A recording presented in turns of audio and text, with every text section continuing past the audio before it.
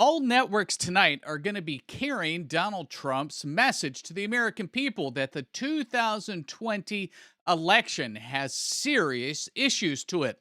The content of the speech has been held under tight wraps, but Donald Trump's accompanying members give us a hint.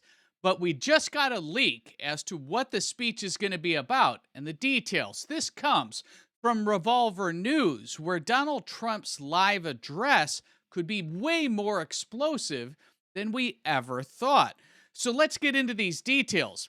Trump has said that this speech will involve free and fair elections, voting machine irregularities, and what he described as really big news. But beyond that, again, as I said in the opener, this has been under a tight wrap. Well, now we have a peek as to exactly what Donald Trump is going to say.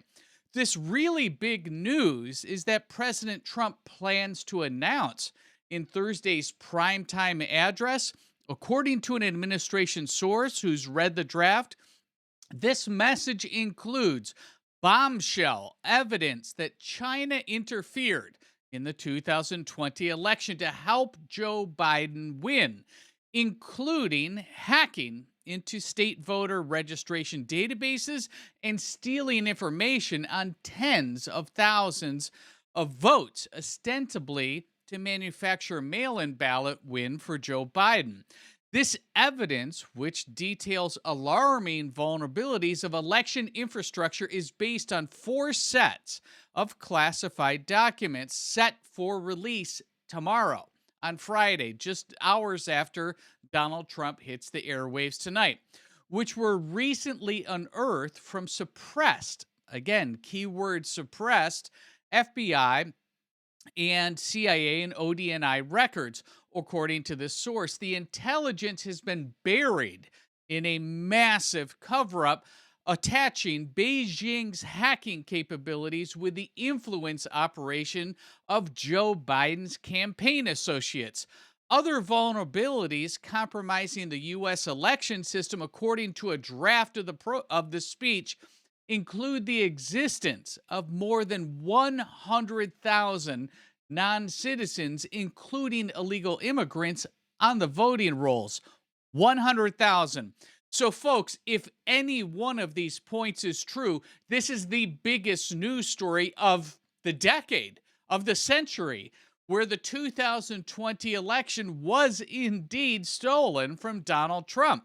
But there's more, because if you pay attention to the cascading build of what Americans were told in 2020, well, we were told that it was the safest election, the most transparent election in all of the land.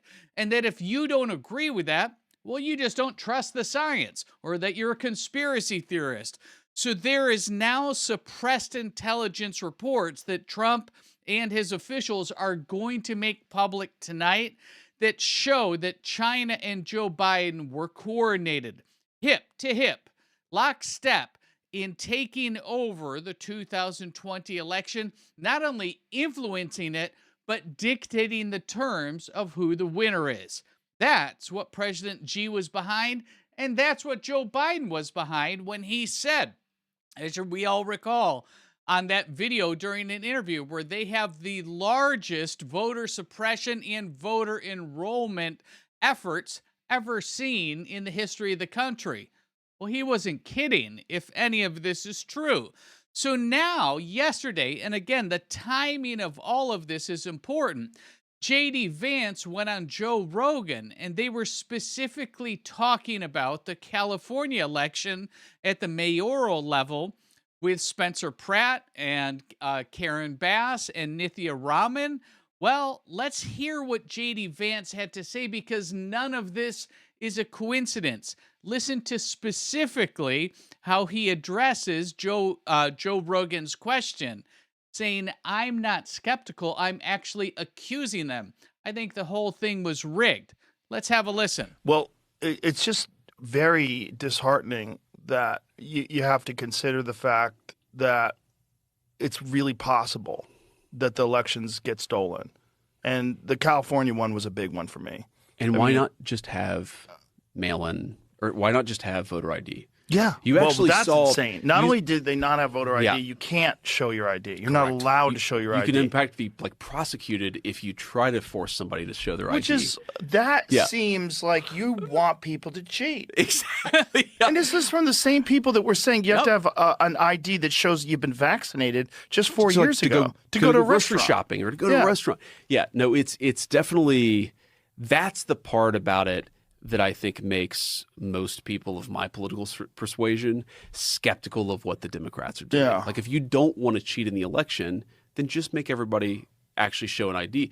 Another thing people don't realize is, I didn't realize this until a couple years ago, the voter ID solves a lot of the mail-in ballot problem, because if you have to show an ID in order to get a mail-in ballot, in order to actually, confirm that there's a real identification attached to that vote, that solves a big chunk of the problem this too. is just logical. Yes. Like I'm not Every country does it. I'm not skeptical. I'm accusing them. I think they stole the election. Yes. And yes. I think it's common.